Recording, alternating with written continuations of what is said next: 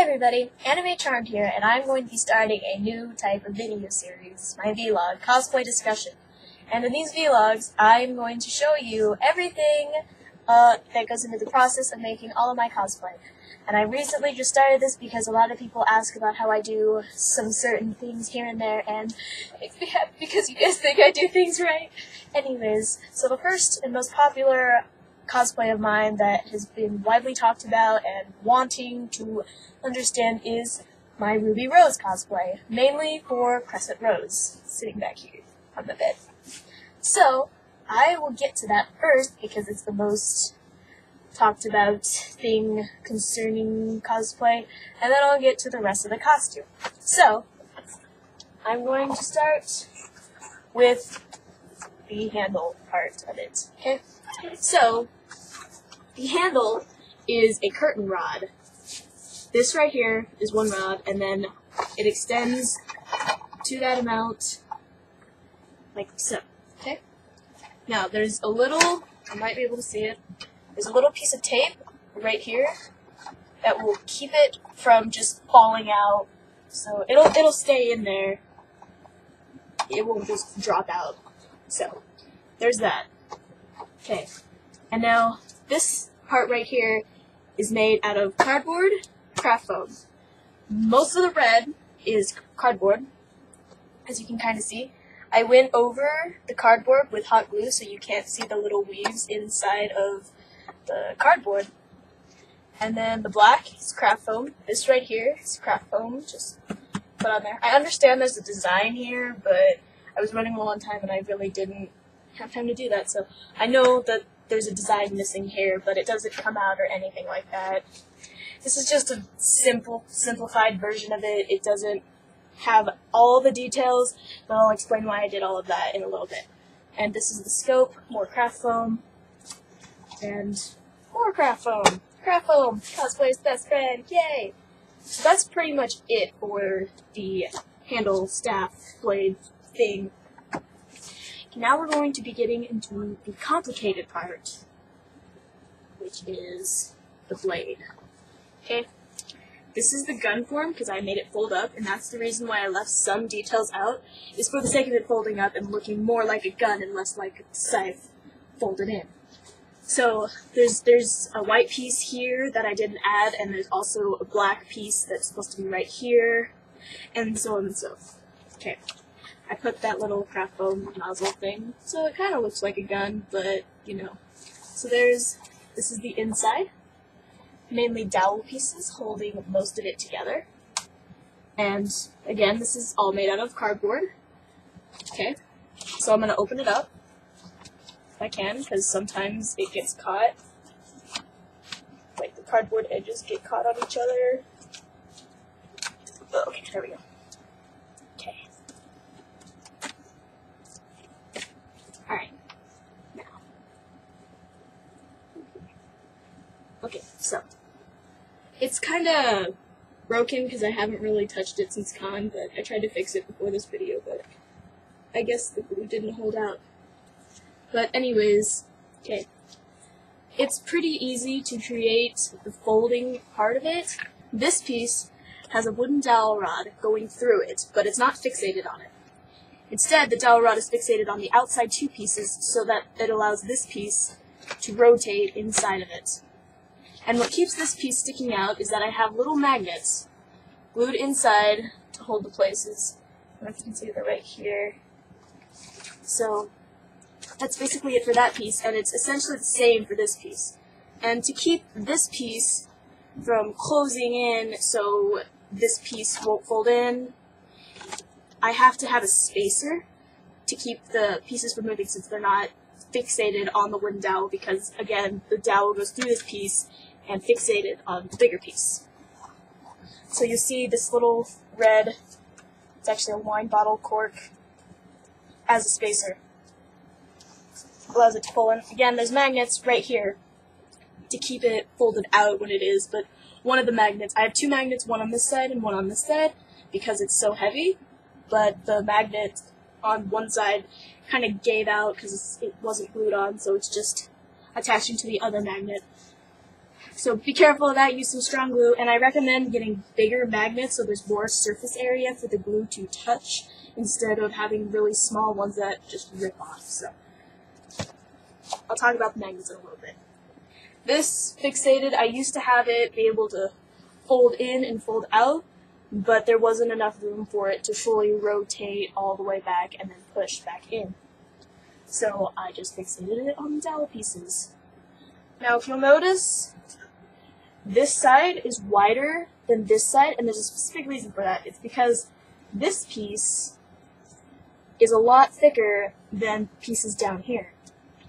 And I tried to make it thinner so this thing wasn't like humongous. My first attempt at this, it was really, really big. It was huge. So I took pieces out, like there's a black piece that sits in here, and I think there's a couple other pieces that like hang out right here. But for the sake of it folding, I had to remove those because there was no room for them. And as you can see, there's barely enough room for this to just fold in. Okay, so again, we have the dowel rods. I have a spacer, which is this dowel piece, and this dowel piece just goes through the both of them and glues onto the back piece, and there's more magnets down here to keep it holding up. Okay, right here, there are no magnets, but the dowel goes through these two pieces and these two pieces, but fixates on this piece, because this piece has to fold into this piece, but this piece also has to fold into this in order for that to work. Now, if you guys want to be all perfect and have yours better than mine, because everyone is better than me at making this kind of stuff, you probably want to do some more measuring, because some of my stuff is kind of crooked and off, because I just eyeball it. I don't use some actual measuring methods. So, yeah, that's the folding part of it. And I originally intended to have the staff fold inside, and then you can just whip it out whenever you want, but it's too big compared to the last time I made this. The first time I made this piece right here was twice as big, and it was just way too big for me. Like, it was literally taller than I am when the blade is folded out. So I had to shrink this side, and the staff would no longer fit inside of it, so I had to separate them. But this is also another moving piece, dowel pieces and magnets whatsoever. There's two spacers, or actually just one spacer, and there isn't one on the inside because there's this one. And it'll fold inside. Sometimes I don't really fold it because it just hangs out there, so you can just glue it to there if you want, but I tried to make it fold, which it did for a period of time until I forgot how I folded it in to the point where you can only see this and not this. Now for the part that the handle goes into. Okay, it's not a very sturdy method, but we have dowel rods glued together in a circle, just big enough for the curtain rod to fit inside. Okay, and then I have cardboard pieces, like a lot of cardboard and a lot of glue, holding it to these two pieces, and there's some dowel pieces glued to that. And on the other side, to keep the curtain rod from going too far in, I put this little pipe cover thing. I hope you guys can see that very well, but it's this little red thing right here. It's a little pipe cover something. You can get it at a hardware store, so yeah. And I'm gonna put this in. Whoa. This way.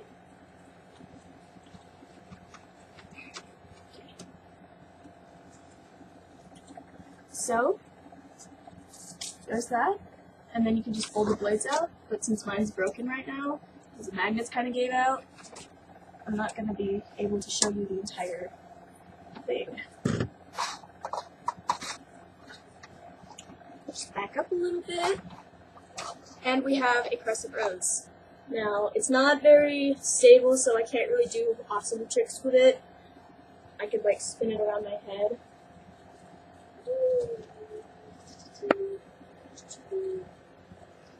that, but my room's really cramped and small, so I can't really do stuff with it because it's not very sturdy. It's only for show. You can't really do stuff with it because it's cardboard held together with glue and magnets. The magnets might break off, the cardboard might bend, just stuff like that. So you gotta be really careful if you're gonna make something this big with the functions that it has, and just be really, really careful with it because it's fragile unless you actually did it right. Unlike me, I didn't do it right. Yeah, there used to be a little triangle piece right here, but during my skit at Anime Oasis, I didn't fold it out correctly. I grabbed onto the blade instead of this. I'm supposed to grab onto this and then fold that out, but instead I grabbed the blade, folded this out.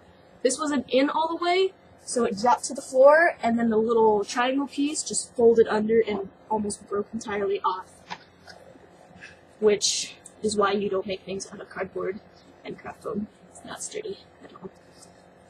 So this is Crescent Rose. Again, just push the curtain rod in, take this out,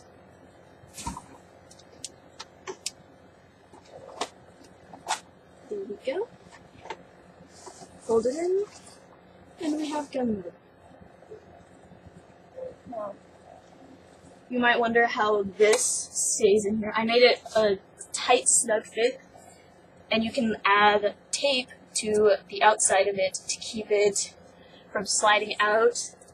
So, I mean, if it's a little tight fit, that's a good thing, because then it won't come out that much, but not too tight where you have to, like, screw in and wind it in so hard that you just can't do it. But that is Crescent Rose.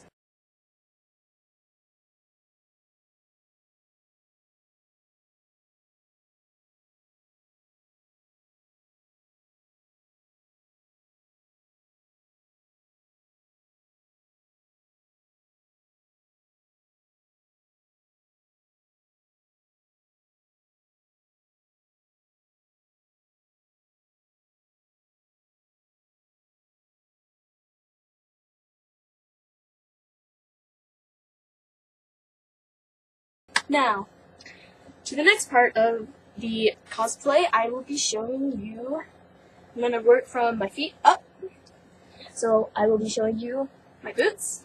These are just normal boots that I bought at a thrift store because I'm really cheap and I buy things at thrift stores.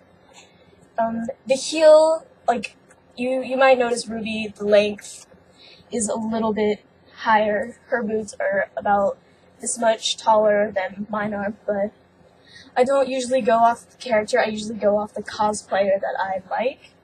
I'll show you a picture of her in a little bit, and then you'll see that I kind of like that style a little bit more. Like, these boots are more combat instead of more fashion, you know what I mean. So, I made a little strap out of pleather, and then I went to the thrift store, bought a belt, took the buckle off, and put it on here. Now, for some reason, it's really hard to find these types of buckles with the square and then the bar in the middle. Most of them are just square and then the bars at the very end of that one square, so it's hard to find ones that look like these. I found one similar, but it's a little bit smaller. You might be able to tell right here that they're both different because I couldn't find identical things, which is a problem with shopping at a thrift store because you can't get two of the same thing unless you're really, really lucky. I took a strip of the same kind of material that I used to make this. I pleated it, and then I attached it to the inside of the boots with glue, because, yeah. And then you just lace it up, and then I painted the bottom part. And you might notice that this paint stays on a little bit better than you might see someone else painting it, and I really didn't do much. I painted it with acrylic paint, which are sold in little bottles about like this. It looks like this. Painted it with this stuff. And then I spray painted it with some red spray paint, almost the same color as this. This is bright red. And I spray painted over that with just generic Rust-Oleum spray paint. And then I let that dry, and then after a little bit, I put another coat of this over this, and then I spray painted another layer, so there's like 4 total layers of paint on here. It cracks a little bit, but it works for what I was doing. So be careful with that. If you want to paint your boots in a way that it won't crack, I hear floral paint is actually good because it stretches and bends, and it won't crack off your boots.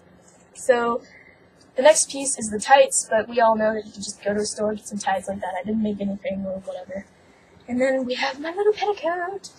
I made it without a tool. I don't know how much tool, but it was a lot, and like 4 different kinds of red in here, but they're all pretty similar, so you can't really tell. I used a piece of elastic, so it's around my waist, but the Velcro that I had originally to hold it on didn't really work for me, so I used a safety pin. And that's just to make the skirt a little poofy. And then the next part is going to be the dress.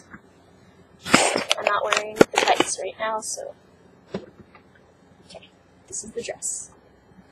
And the dress isn't really that poofy. I didn't have that much fabric, and I have one pleat right here. It's a little wrinkled. I need to iron it out. But for the little frilly part right here, just take a really, really, really long strip, pleat it, and then go all the way the length around the skirt. Now this is actually a dress, so you can kind of see where it attaches to the upper part, but I made the dress and the shirt separately. You can make it the same piece if you wanted, but I made, because I can make a skirt, this opportunity, I couldn't make the skirt, but I can make a skirt and a shirt.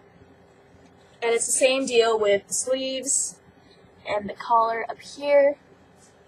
So that would be the bottom part of the skirt. And then the next part, because RWBY has this weird line going down the middle, I thought it was a zipper, so I tried to put the zipper down the front, but I just couldn't, I wasn't able to do that because my boobs are really flat, even though RWBY has flat boobs anyways. So you there's a line right here that goes up into your armpit, and that's to add for shape. So it doesn't look like you have a compressed chest and you can't breathe because of it. And that's that part. The zipper is on the back. It would be right here. Yeah, okay. And then the collar is just the same, kind of. You just cut it out like you would a normal collar, and then you just add a strip of black to it, the little purple things, and that's pretty much all you do. The next piece is the corset, because I decided to do that first. And it's pretty simple. You just take a really long piece of fabric, mine is pleather, and I just sewed the hemming on it, and then added eyelets, which are these things. And I don't have a fancy little scissor hole puncher thing, so I use basic tools. You put the eyelet out, take the eyelet, and you put it face down on here, so the thin part is on the top. And you take this, and with a hammer you smash the top, and then it'll go through and hopefully stay on to the fabric. Now, that's that part, pretty simple. And now for the belt. I understand that her bullets are white, but I got this off of a children's military bullet belt that goes over your shoulders. So I just left them there because I might want to use a full belt later. So that's why they're not white, and they are goldish, bronzy looking. The next piece is this rose piece right here. And you can't really see it because of the light, so I will close my shades and turn that off. Okay. And you can kind of see that it's 3D, because I didn't want to do a boring old thing, so I made it 3D. I just cut out certain parts and layered them on top of each other. Like this back piece, obviously, is just flat, and then it starts to gain levels as it gets higher up. This piece, a little pocket, we have Velcro. I made the original pocket with some white leather stuff, and the arrows are craft foam that I glued on there. And in order to give it more structure, I put these really thick pieces of craft foam inside. So there's that piece. Next piece is my cape. So we have these crosses that I bought at Joann's, like $2 each. But this is the back side. The front side, I can show you guys. Well, okay, the front side, I just ripped that off. Wow. Okay, I'll just take that off anyways. Okay, this is the front side. It's got like weird jewels and gems and stuff all over it. And I didn't want any of that crap because those are pretty normal, and it had like weird things right here. So I took those off, and then I glued it to a pin, which I just broke off as you just saw me do. And then pinned the cape to it. This is the cape. Like this. Okay. Now when I'm putting this on, because I don't like to figure out which side is even to make these both even, I leave the cape on, and when I put it on, I just flip it over my head like this, and then flip it back over. Okay. So there's that. And then the last piece is the wig. Now, I'm really cheap when it comes to buying wigs and other things off the internet, so I try to take the easy way out and get the cheapest thing. So this is from eBay. It's one of the cheapest ones. It was like $15. I tried to cut it, but as you can see right here, I cut it a little bit too short. It should be down here and not way up here. I cut it a little bit too short, so I try to hide that as much as I can. One of the reasons I kind of like this wig is because this dark part here, it's not black. It's very, very, very dark red, which almost looks like a brown. And in the show RWBY, her hair isn't black. The colors make it look like her hair is brown, but it's got like red shading in it, if you know what I mean. So that's why I like this wig. So that is all for my cosplay discussion on my Ruby Rose cosplay. If you have any questions, please leave them in the comments below. And if you would like to request another cosplay that you've seen me wear, and I will review it for you and show you a little something on how to make it. Thank you.